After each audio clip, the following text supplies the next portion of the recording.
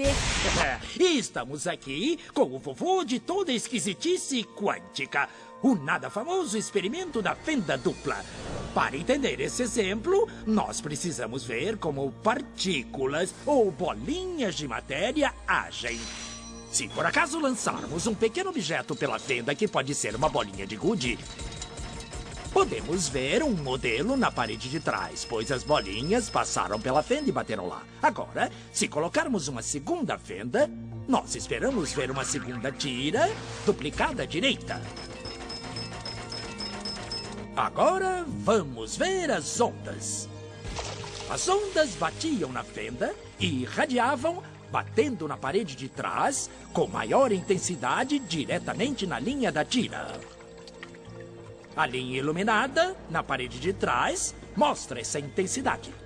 É parecida com a linha que as bolinhas de gude fizeram. Mas, quando adicionamos a segunda fenda, acontece uma coisa diferente. Se o topo de uma onda encontra a parte de baixo de outra onda, elas se anulam. Agora existe um modelo de interferência na parede de trás. Os lugares onde dois topos se encontram são os de mais intensidade, as linhas de luz. E onde elas se anulam, não tem nada. Então, quando jogamos coisas, quer dizer matéria, através de duas fendas, temos isso. Duas linhas. E com ondas, nós temos um modelo de interferência com muitas linhas. Por enquanto está bom. Agora, vamos ficar quânticos. Um elétron é um pedaço bem pequenininho de matéria, como uma bolinha de gude. Vamos jogar uma corrente por uma fenda.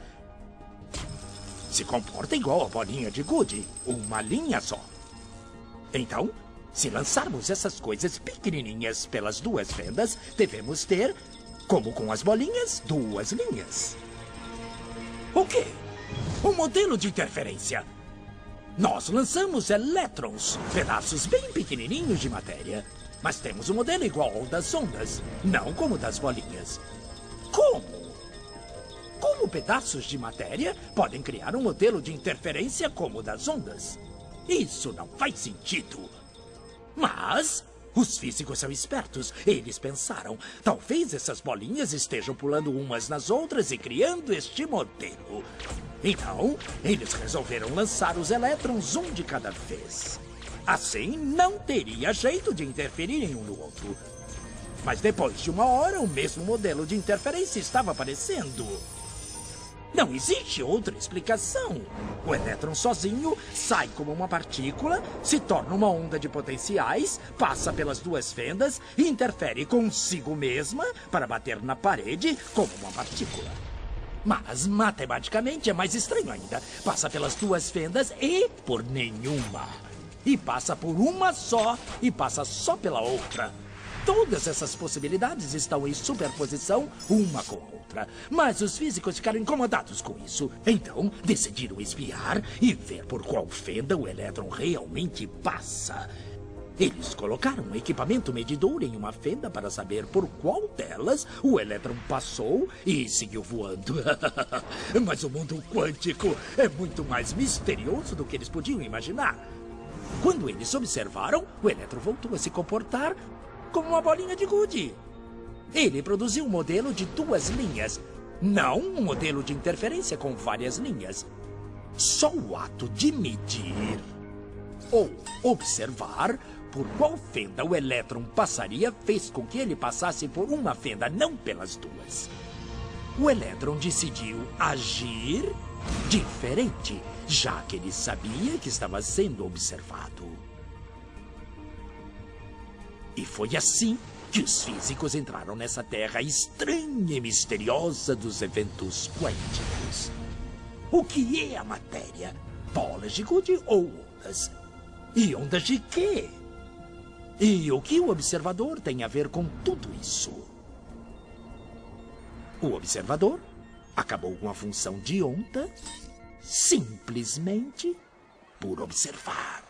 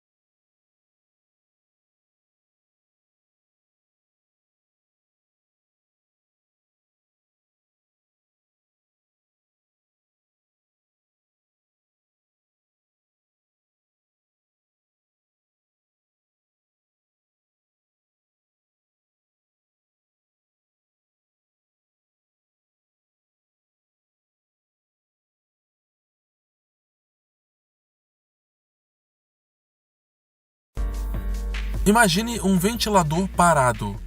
Podemos dizer exatamente onde cada par está, certo? Porém, se o ventilador estiver ligado, com as pás em movimento, não podemos dizer onde elas estão em qualquer que seja o instante. A única coisa que sabemos é que elas descrevem uma região onde há probabilidade de encontrá-las. O modelo atômico atual é mais ou menos isso. Veremos que ele é um núcleo com nuvens eletrônicas ao redor que representam a probabilidade de encontrar os elétrons nesta região. Até o início do século XX, a mecânica newtoniana era capaz de descrever a dinâmica de todos os corpos. Quero dizer, quase todos. As leis de Newton funcionavam muito bem para os corpos macroscópicos. Já quando se tratavam de partículas microscópicas, tais como o elétron num átomo, isso não funcionava muito bem. Mesmo assim, Bohr conseguiu propor um modelo que superava as expectativas.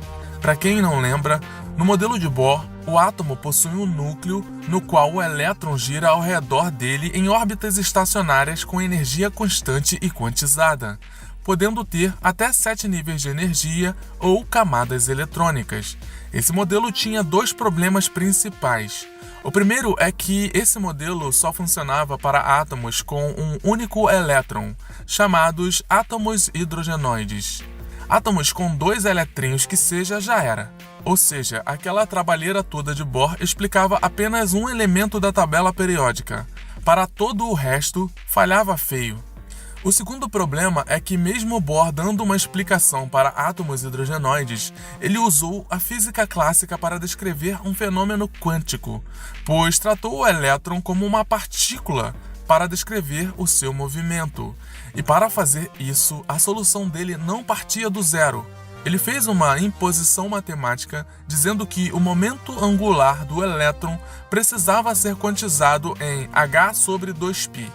Que era a constante de Planck. E por que precisava? Bohr não tinha essa resposta. Por isso, do ponto de vista científico, o átomo de Bohr ainda tinha uma falha grave. Ele usou a teoria correta, mas justificou com a matemática errada, entre aspas. O que é muito compreensível, pois a matemática que poderia explicar o fenômeno não existia. Ela teve que ser criada e desenvolvida. Assim surgiu a nova ferramenta que deu origem ao modelo atômico atual, a mecânica quântica. Então, vamos aos conceitos mais simples. A luz é uma radiação eletromagnética com propriedades ondulatórias, com campo elétrico e magnético. Porém, Einstein provou que ela também se comporta como partícula, ou seja, matéria, ao explicar o efeito fotoelétrico, no qual uma radiação de determinada frequência é capaz de remover elétrons de uma superfície metálica. Esse fenômeno só poderia ocorrer por meio da colisão entre partículas, isto é, a luz também apresentava característica corpuscular. Quase ao mesmo tempo, o físico francês Louis de Broglie propôs o inverso de Einstein. Toda a matéria pode se comportar como onda. No mundo macroscópico, não conseguimos observar este fenômeno. Porém, isso foi comprovado por Davidson e Germer em 1927 com experimentos de difração de elétrons. O fenômeno de difração é exclusivo de ondas. Logo, o elétron, em sua propagação, se comporta como onda. Portanto, o elétron interage como partícula e se propaga como onda, apresentando assim um comportamento dual, onda-partícula. Essa dualidade impede que a gente possa prever a sua posição e velocidade simultaneamente com precisão. É simples de entender se compreendemos o processo de medição. Para enxergarmos a posição de um elétron, a luz do microscópio precisa colidir com a partícula e refletir para chegar aos nossos olhos. É assim que enxergamos. Mas a treta é que os elétrons são muito pequenos, de massa muito pequena. Após a luz colidir, então fará com que ele seja empurrado para alguma direção, modificando a sua velocidade. A própria medição da posição altera a sua velocidade e, consequentemente, o seu momento. Essa impossibilidade de medição precisa é o princípio da incerteza de Heisenberg. Say my name. Quem lembra deixa um salve. E esses são os conceitos básicos da mecânica quântica.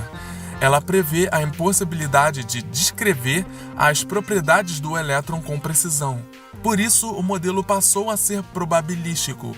Em vez de tentar encontrar a posição e o momento da partícula, a ideia seria encontrar uma equação que fornecesse todas as informações sobre o sistema.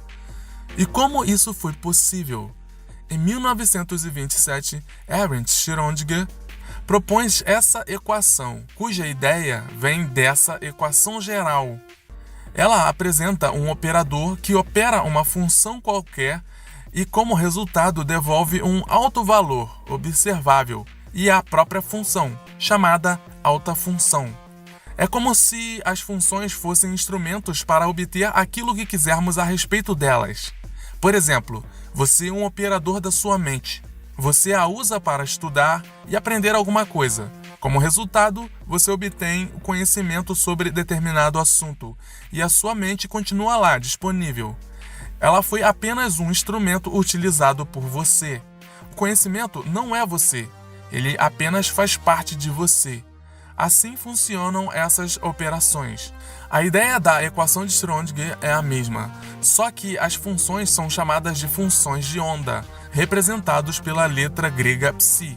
E os operadores quânticos podem ser posição, momento, energia, etc. Esses operadores podem descrever a posição de qualquer partícula, mas, especificamente, o intuito é descrever as propriedades do elétron, e para isso utilizou-se o operador hamiltoniano, representado pela letra H, que é capaz de gerar como alto valor a energia do sistema para uma partícula, que em sua forma integral fica assim. Essa parte corresponde à energia cinética e esta à energia potencial. Portanto, se quisermos determinar a energia de um sistema, precisamos resolver a equação de Schrödinger.